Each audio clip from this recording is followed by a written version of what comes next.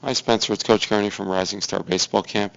This is video footage of you pitching during the week of July 22nd, 2013, and we're going to break it down in slow motion. As we can see, you start with your hands at the chest position. I'm a little concerned with that left foot. Most pitchers will take a step back with the right foot and then simply pivot with the left foot. But as we see here, you do more than just that.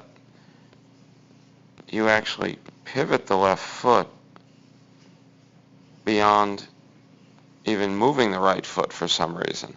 I do like that your eyes are focused in on the catcher or the target. That's very good.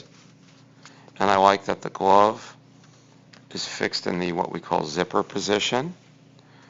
But I was just a little worried that this foot had a little too much motion in it. And let's watch this again. It seems like the foot has a little too much motion in it before getting into what we call that pivoted position. So let's just simply step back with the right foot and then pivot the left foot. A lot of wasted motion here. All right, as we continue the tape and you get into your balance point position,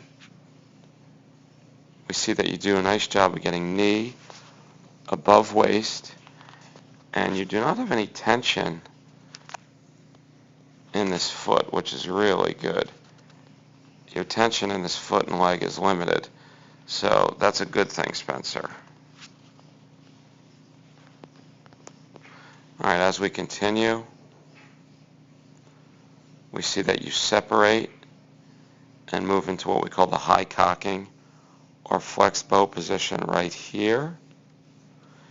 And I like where you're at right here, although you are leaning back slightly towards the third base side. Other than that, I think you're doing a nice job. And you do a great job of tucking that glove.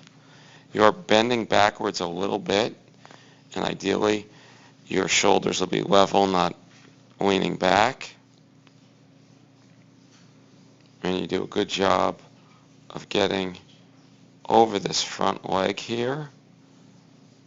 Although you do spin off and you are not in a good fielding position, especially to receive a line drive off the batter's bat. So for the most part, everything's pretty good, Spencer, although you are leaning back here.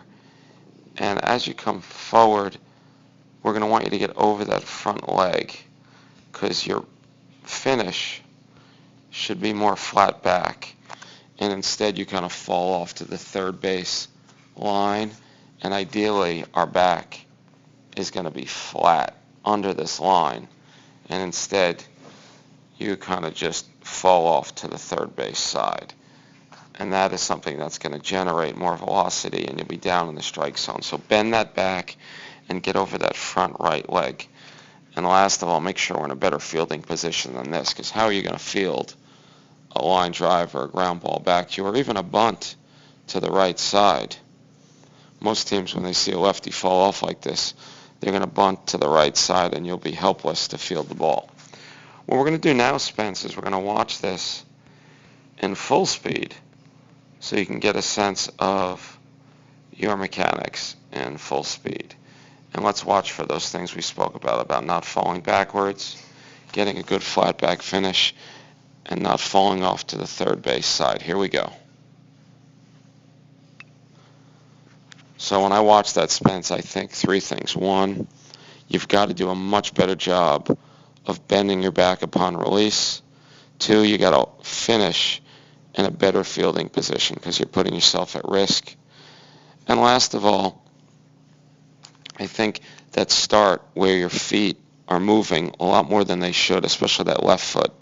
If we can get a little quieter with our feet, I think we'll be in better shape. But it was great having you the first few weeks of camp, and looking forward to watching you progress in the next few weeks. Keep up the great work.